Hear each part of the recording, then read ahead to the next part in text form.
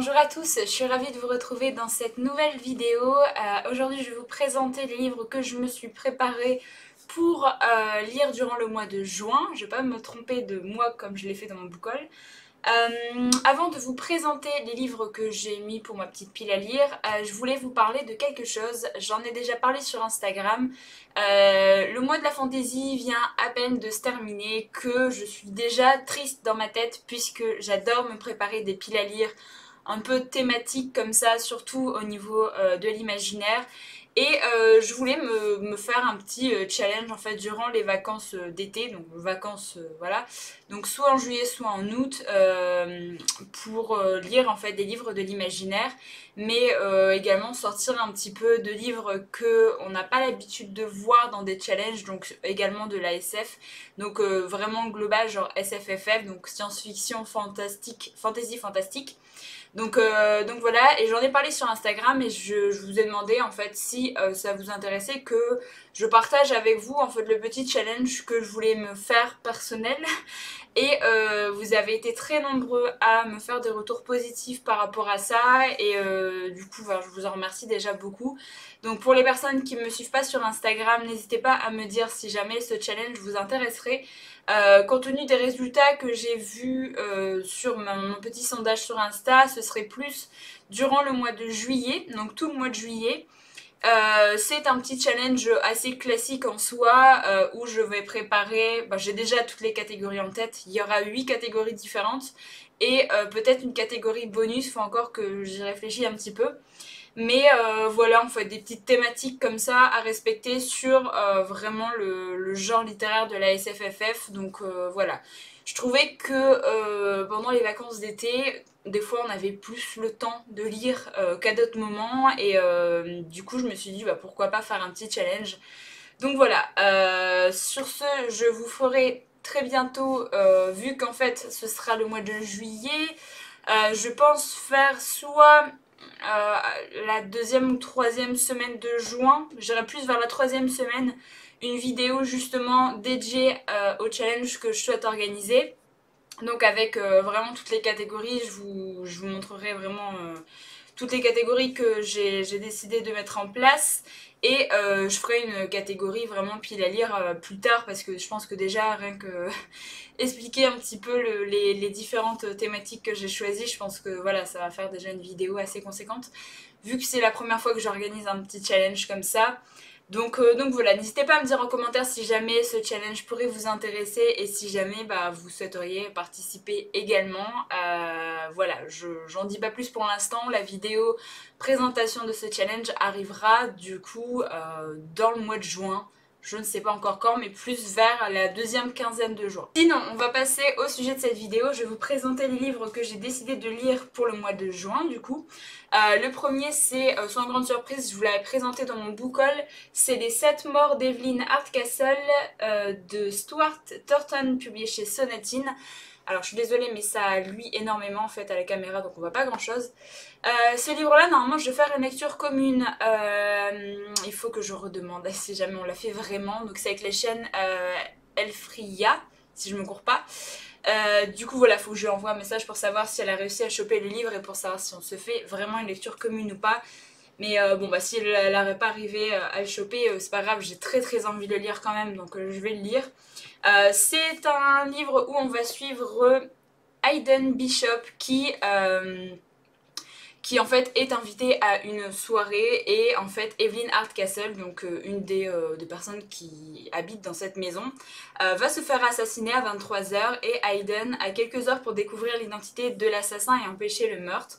Et tant qu'il n'y parvient pas, il est condamné à revivre sans cesse la même journée, donc celle de la mort d'Evelyn. Donc voilà, moi ça m'intrigue énormément, enfin si vous me suivez un petit peu sur la chaîne depuis un petit moment, vous savez que tout ce qui est un peu de la SF comme ça, où il y a des retours dans le passé, des voyages dans le temps, des réalités alternées, enfin moi j'adore ça.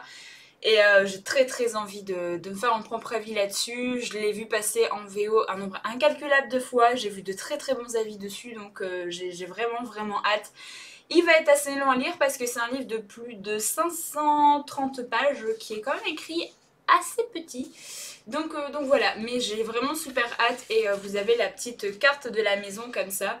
avec toutes les pièces différentes. Vous avez également le nom de tous les invités qui se trouvent à l'arrière. Donc voilà, ça va faire un petit jeu de Cluedo comme beaucoup le disent, mais j'ai super hâte de lire. Alors ensuite, c'est un livre que j'avais mis dans ma pile à lire pour le mois de la fantasy et que j'ai pas eu le temps de lire parce que j'avais prévu beaucoup trop de choses. Il s'agit de Storm Dancer, donc le premier tome de la saga La Guerre du Lotus de J. Christophe, publié chez Brajlon. C'est un livre où on va suivre une des chasseurs de griffons, qui sont appelés, je ne sais plus, les danseurs d'orage. Donc voilà, où apparemment ils sont assez... Enfin, il n'y a plus vraiment de danseurs d'orage. Et du coup, là, on va sur une fille, Yukiko, qui justement se retrouve danseur d'orage. Danseuse d'orage, du coup. Ouais. Et qui, du coup, est apparemment l'ultime espoir de son peuple. Donc voilà. J'ai jamais lu J. Christophe, comme je vous l'avais dit dans ma vidéo pilalière du mois de la fantasy. Donc voilà, je pense que ça va être une bonne occasion de découvrir cet auteur, puisque tout ce qu'il a écrit en fait me tente énormément. Donc voilà, j'ai très envie de le lire et franchement avec ces créatures mythiques, les griffons, ça me tente beaucoup parce qu'on n'a pas l'habitude de voir ça dans les livres, donc voilà, pourquoi pas. J'ai décidé de commencer la saga La Roue du Temps de Robert Jordan, donc c'est le premier tome publié chez Brajlon. Cette saga est un peu mythique et j'ai très envie de lire enfin cette saga et en plus les rééditions Brajlon je les trouve magnifiques. Par contre pareil c'est un petit bébé de 600 pages écrit minuscule. Pour ce qui est du résumé je vais vous lire en fait ce qui est marqué derrière parce que je trouve que c'est plutôt bien fait. Alors c'est la nuit de l'hiver à Deux-Rivières. Arrivent alors 3 étrangers comme Rand et ses amis, Matt et Perrin, n'en avaient jamais vu. Une dame noble et fascinante, son robuste compagnon et un trou vert. De quoi leur faire oublier ce cavalier sinistre aperçu dans les bois, à la cape immobile en plein vent. Mais quand une horde de monstres sanguinaires déferle et met la ville à feu et à sang, la mystérieuse moiraine devine qu'il recherchait quelqu'un. Pour les 3 amis, l'heure est venue de partir, car la roue du temps interdit aux jeunes gens de flâner trop longtemps sur les routes du destin. Voilà, donc en fait cette saga vous avez les tomes qui sont divisés en 2 poches, donc là c'est la première partie du premier tome. Voilà, il y a déjà jusqu'au 6 ou 7 qui sont déjà parus en poche comme ça il me semble. Donc j'ai vraiment de quoi faire et j'ai très envie de me lancer dans cette saga. Oui c'est encore une longue saga de fantasy, mais c'est pas grave si jamais c'est bien. Je voulais vous montrer, j'ai vu une carte mais elle a disparu. Ah, il y a une petite carte là. Un autre auteur que je souhaite enfin découvrir, il s'agit de Neal Shusterman, donc c'est avec une de ses premières sagas il me semble, donc c'est Les Fragmentés qui a été publié chez les éditions MSK. Je l'ai acheté il y a pas mal de temps déjà en occasion et je me dis que ça y est c'est le moment de le sortir parce qu'il me tente énormément et j'ai jamais lu La Faucheuse, j'ai pas lu le truc de l'abîme, là je sais plus son nom. Pour ce qui est du résumé, on est dans une dystopie, de ce que j'ai compris, où les parents peuvent décider de résilier leurs enfants grâce à la fragmentation. Et du coup, une seule exigence, réutiliser 99% des organes du fragmenté pour qu'ils continuent à vivre à travers d'autres. Je n'en sais pas plus, voilà. Quoique c'est marqué un thriller d'anticipation. Donc je ne sais pas si c'est vraiment de la dystopie ou pas. Peut-être que c'est un mélange des deux. En tout cas, ça me paraît vraiment très glauque comme univers. Et je me dis que ça peut être sympa pour découvrir la plume de Neal Shusterman. Donc voilà, par contre, j'ai toujours un problème avec les éditions MSK. Franchement, l'écriture est trop bizarre. Je sais pas quel typo ils utilisent, mais je sais pas, je trouve ça trop bizarre.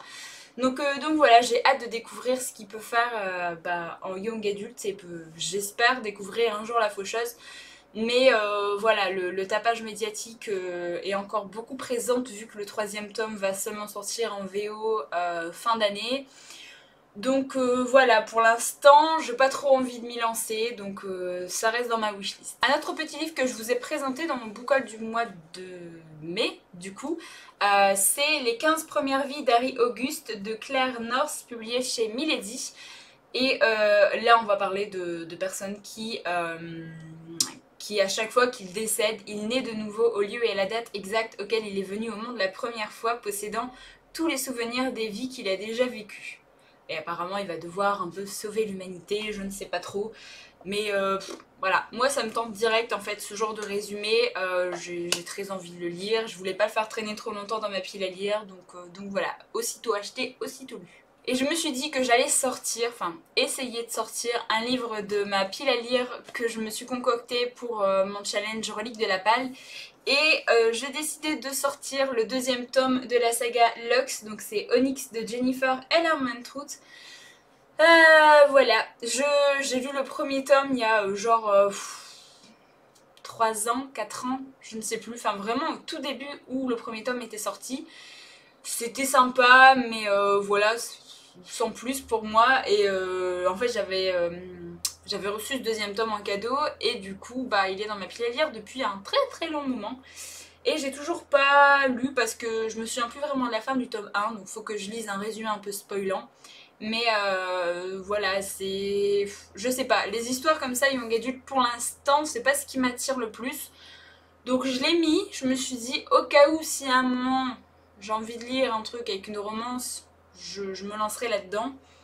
Mais voilà, pourtant j'ai vu de très bons avis en fait sur cette saga, mais je pense que c'est juste mes envies qui changent au fur et à mesure. Et voilà, je me dis, si je le lis pas maintenant, je le lirai jamais. Donc voilà, je vais essayer de le sortir de ma pile à lire et puis on verra. Donc voilà, c'en est tout pour ma pile à lire du mois de juin. N'hésitez pas à me dire si jamais vous avez un livre en commun avec moi, peut-être qu'on peut en parler sur Insta ou autre. Une lecture commune, si j'en fais déjà une, ça va être compliqué, mais on peut toujours en discuter sur Insta d'ailleurs. Voilà. N'hésitez pas à me dire également si vous souhaiteriez participer au petit challenge que je souhaite mettre en place. Donc j'ai appelé ça le Readathon SFFF pour l'instant, je n'ai pas d'autre nom précis. Donc ce sera durant le mois de juillet, comme je l'ai dit, et voilà, je vous laisserai découvrir la vidéo présentation. Je pense que ce sera mieux pour savoir si vous souhaitez participer ou pas. Donc voilà, moi je vous souhaite une très très bonne journée et on se retrouve bientôt dans une nouvelle vidéo.